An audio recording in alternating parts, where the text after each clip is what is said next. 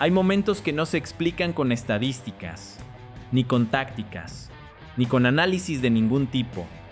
Hay momentos que solo se explican con el tiempo, con todo lo que tardaron en llegar, con todo lo que costaron, con todas las generaciones que los esperaron sin verlos.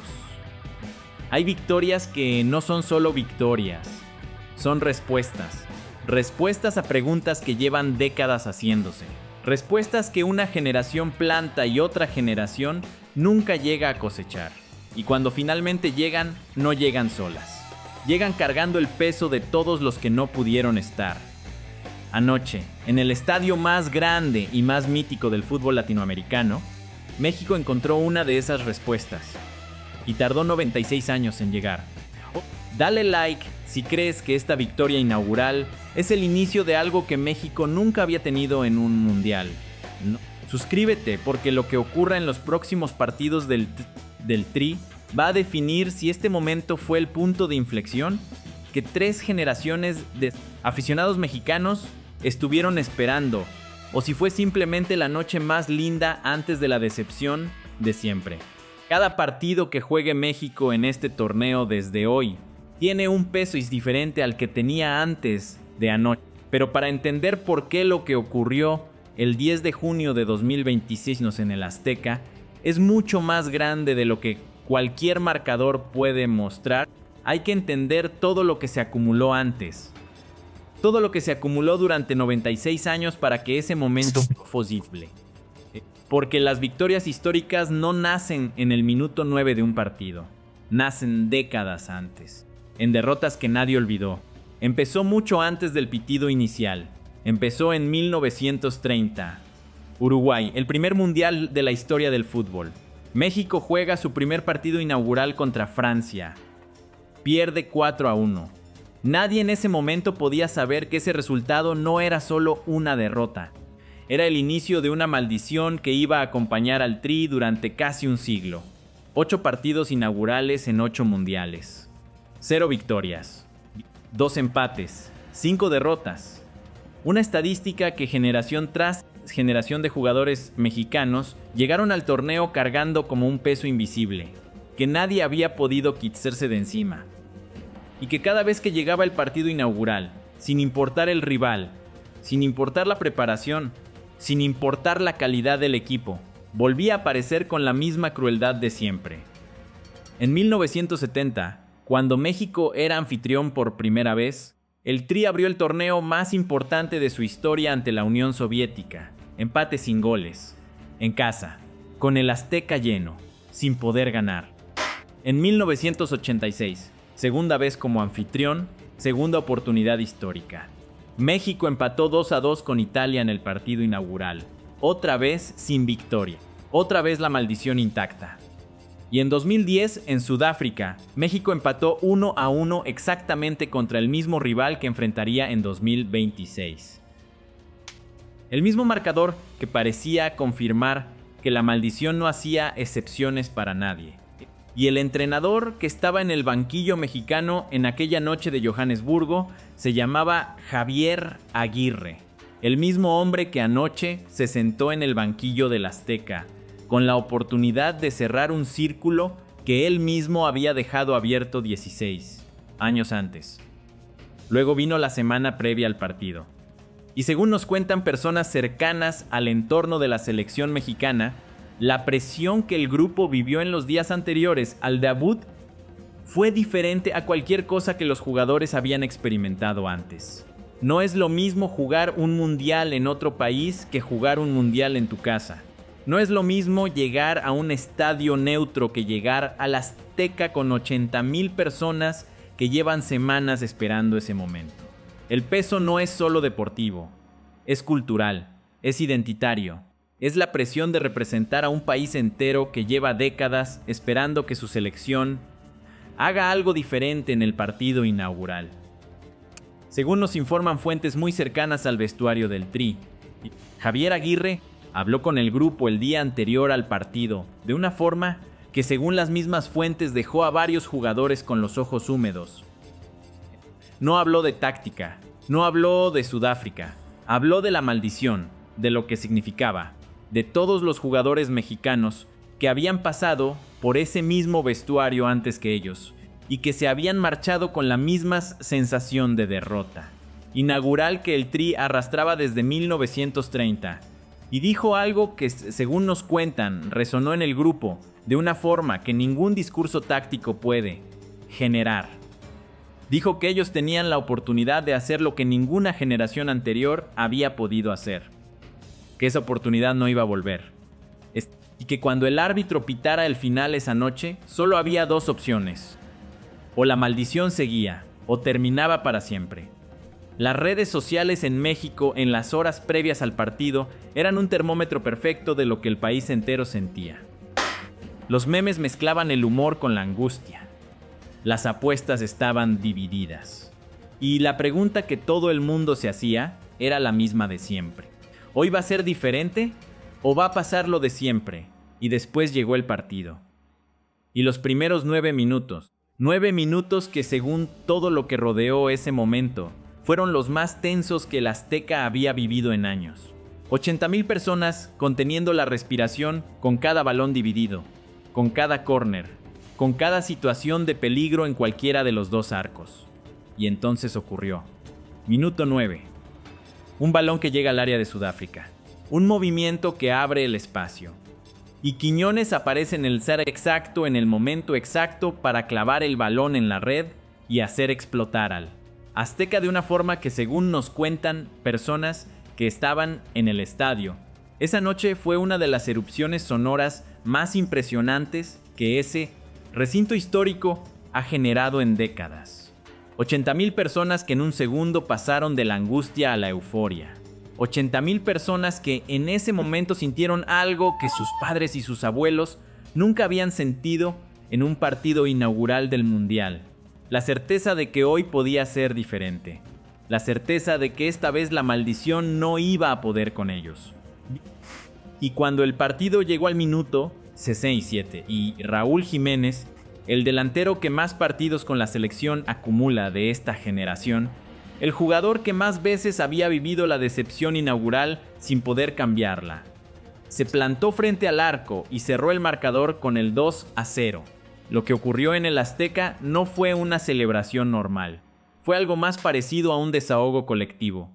El tipo de celebración que solo se genera cuando algo que llevaba demasiado tiempo acumulándose finalmente encuentra su salida. México 2, Sudáfrica. Primera victoria inaugural en la historia del Tri, 96 años después de que todo empezó. Hay algo que hay que decir sobre Javier Aguirre antes de continuar con el análisis de lo que este resultado significa para México en este torneo. En este canal hemos analizado a Aguirre con honestidad a lo largo de los años. Hemos señalado los momentos donde su gestión generó dudas.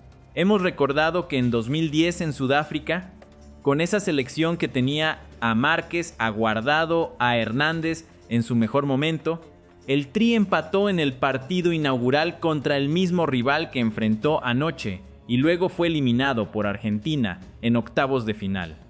Hemos dicho que el estilo de Aguirre es conservador en momentos donde México necesitaba atreverse más. Hemos cuestionado sus decisiones en partidos que el Tri debería haber ganado y no ganó. Todo eso es verdad y lo seguimos pensando. Hay un hombre de 64 años que volvió al estadio que más veces lo ha visto dirigir en su carrera, que se sentó en el mismo banquillo, donde hace 16 años vivió la misma noche con un resultado diferente, que cargó durante toda la semana el peso de saber que era el único entrenador vivo que podía comparar ambas experiencias desde adentro, y que cuando el árbitro pitó el final y el Azteca explotó en la celebración más grande que este torneo ha visto hasta ahora, se quedó quieto en el banquillo unos segundos antes de levantarse, como si necesitara un momento para procesar lo que acababa de ocurrir. Como si después de décadas en el fútbol todavía le costara creer que había sido él el que lo logró. Ese momento de quietud de Aguirre en el banquillo del Azteca, mientras 80,000 personas celebraban a su alrededor, es la imagen más honesta de lo que anoche fue. Un hombre que sabe exactamente lo que costó, que vivió la otra cara de esta moneda en su propia piel 16 años atrás, que llegó a este torneo con la carga específica de alguien que tiene una cuenta pendiente con la historia y que anoche por fin pudo saldarla. El fútbol importa, los títulos importan, pero las personas importan más. Y anoche Javier Aguirre fue, antes que cualquier otra cosa, una persona que esperó 16 años para vivir lo que vivió. Ahora bien, hay algo que no podemos ignorar sobre lo que esta victoria inaugural significa para los jugadores del Tri que estuvieron en el campo anoche. Para la mayoría de ellos, este fue su primer partido de Copa del Mundo. Llegaron al Azteca cargando la maldición de generaciones anteriores que nunca los habían conocido. Y en 90 minutos hicieron lo que ninguna de esas generaciones pudo hacer. Eso no es solo un resultado deportivo. Es una transformación en la identidad colectiva del grupo. Los equipos que ganan su primer partido en un mundial no son el mismo equipo que perdería ese partido.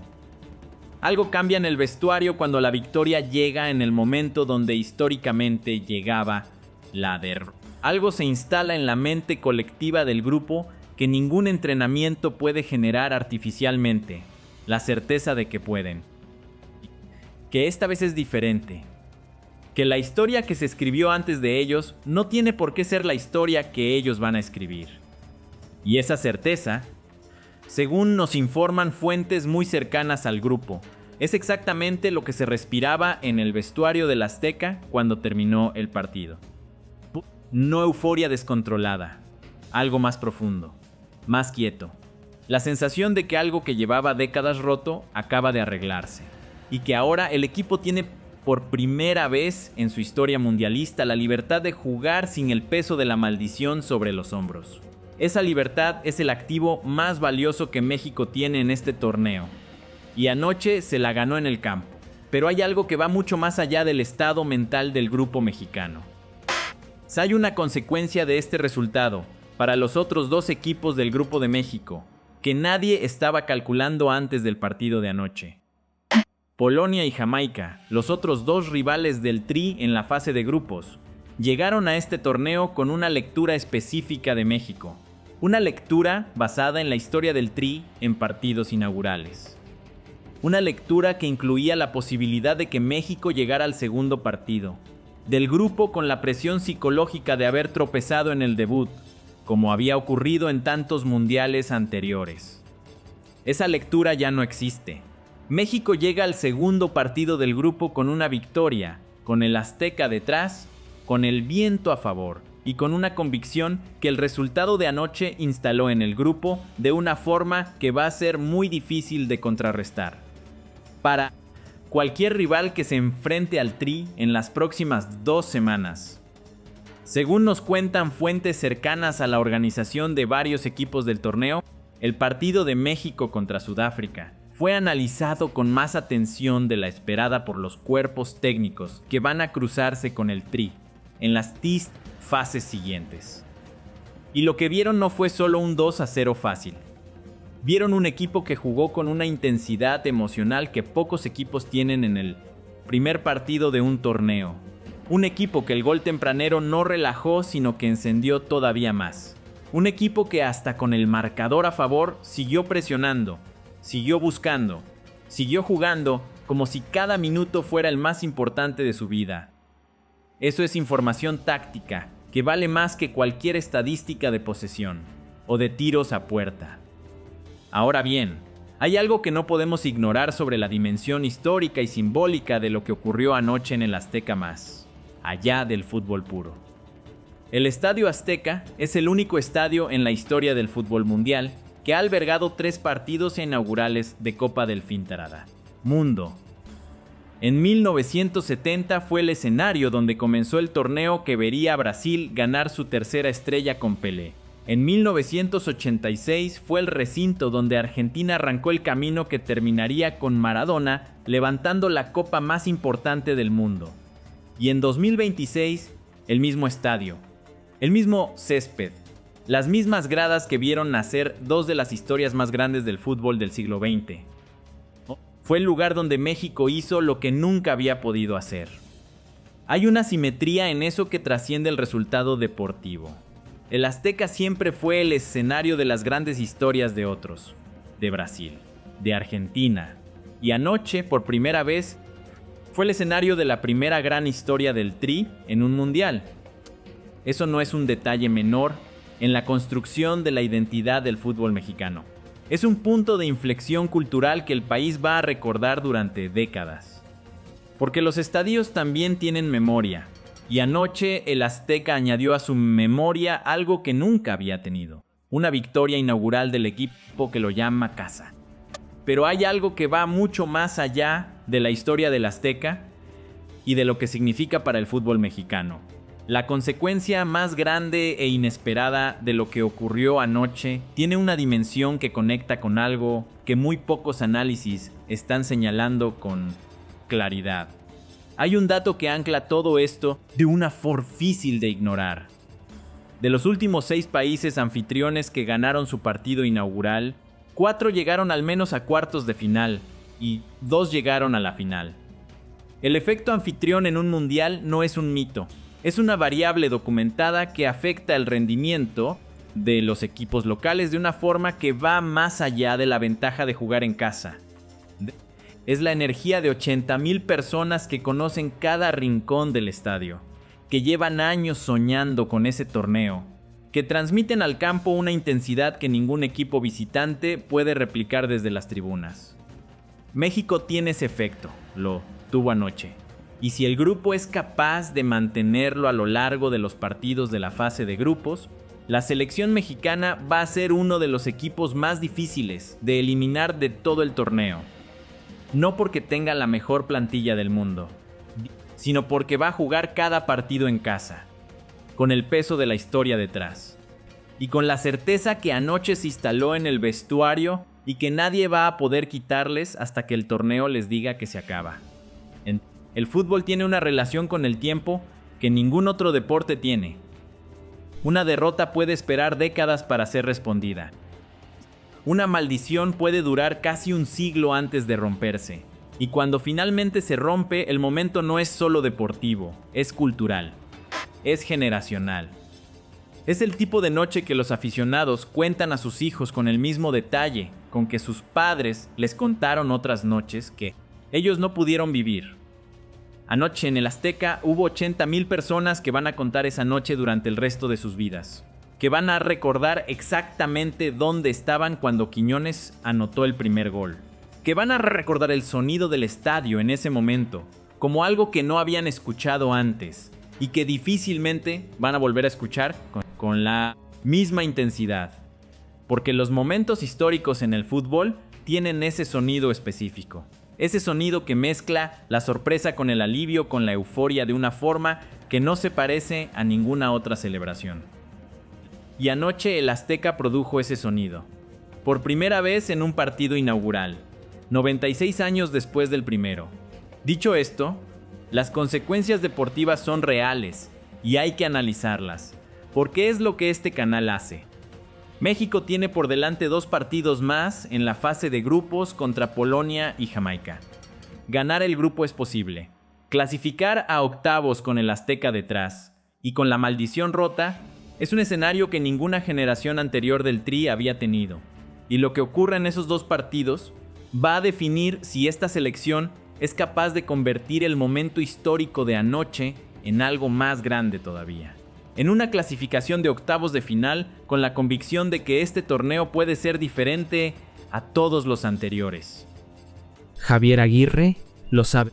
Los jugadores lo saben. Y 80,000 personas que anoche estuvieron en el Azteca lo saben también. Lo que viene ahora no depende de la maldición. La maldición ya no existe.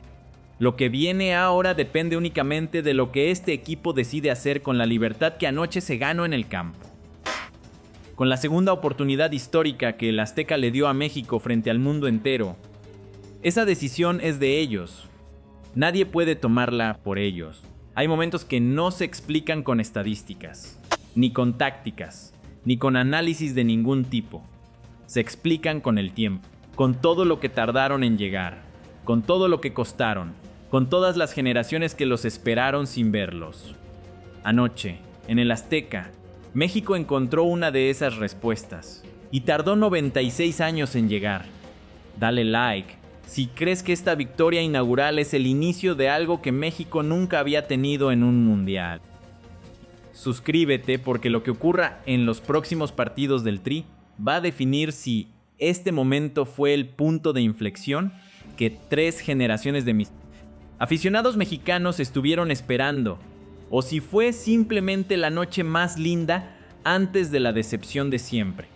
El segundo partido de México en el Mundial está a días. Este canal va a estar aquí para contarlo todo en tiempo real. 3 preguntas para los comentarios. 1. ¿Puede México llegar a cuartos de final en este torneo? 2. ¿Fue anoche la noche más importante en la historia del Tri en un Mundial? 3. ¿Hasta dónde puede llegar Aguirre con esta selección? El debate empieza ahora.